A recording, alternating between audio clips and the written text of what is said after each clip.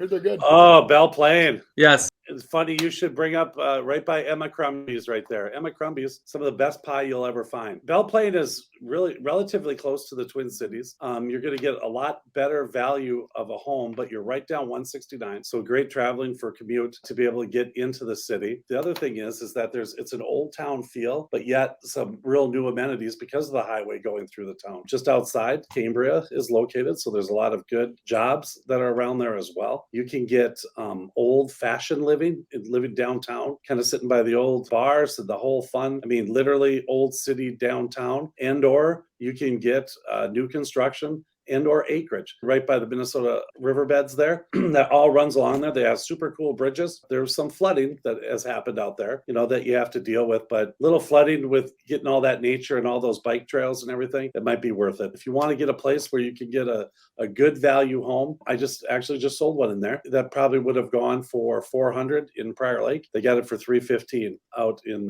Belle Plaine. So just a little further out and you're set and ready to go. Cons. I said a couple cons. So you get a little flooding. I mean, it's a little ways out with gas prices. You got guys like me going down to the world's largest candy store. That's a con. Yeah. There's a lot of other things other than candy there, though. Belle Plaine, I think anytime you get something on the edge in the suburbs, it's USDA financing. So that means that the government feels that it's outside of the metro area. You're allowed to be able to do 0% loans on properties out there. But when you're outside like that too, it tends to not get the appreciation that you would in the metro as fast. It grows. It's just like the coasts on the outside, they grow quicker than what the Midwest does. And that's the same thing here with Belle Plaine. You know what they sell at that candy store, Chris, that I really like? They've got that it's called Roadside brand popcorn. A couple different kinds of kernel. Get the white kernel and put that on medium heat at home and make your own popcorn. It is some of the best tasting, fluffiest, fantastic popcorn. Andy's turn. Hugo. I have a house for sale there. No, Hugo's great, man. It's right up 35E. If you like a short commute to St. Paul, but also there's a couple of sneak across routes in that area to the left or to the west of there.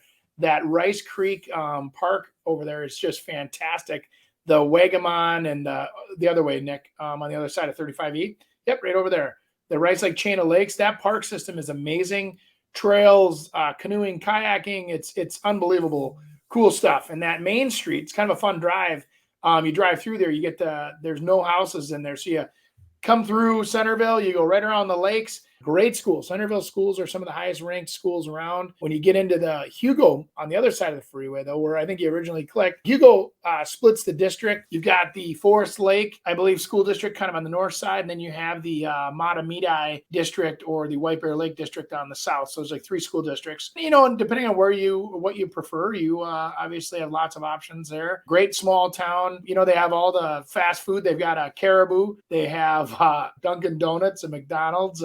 All the fun stuff. And the Blue Heron restaurant there is actually very nice. Savoy Pizza. Cons, I feel like when you're in Hugo, for the same reasons that draw you there to kind of be away from things, you're kind of away from some things. It's a few minute drive to a Target but you always have Forest Lake right to the north. You can go down 61 right into White Bear Lake. So if you want other options, and I think that the school district does become a problem for some people when they're moving districts around. They're swaying those boundaries around, and you have one kid going to Matamidi, one kid going to Forest Lake. But they open and roll a lot of those developments, so that's the only cons I can think of. Otherwise, it's a great town. I think schooling's really changed now, just because you have so many different options in what to do and what you want to do that I don't think it's affecting. I mean, some school districts still are, but I don't think it's affecting prices as bad as it used to. I know there's once Southwest Christian opened, which is kind of in that Chaska-Chanhassen area, the upper bracket in Shakopee started really pushing up. Maybe the people didn't want to go to school there, but that was kind of like a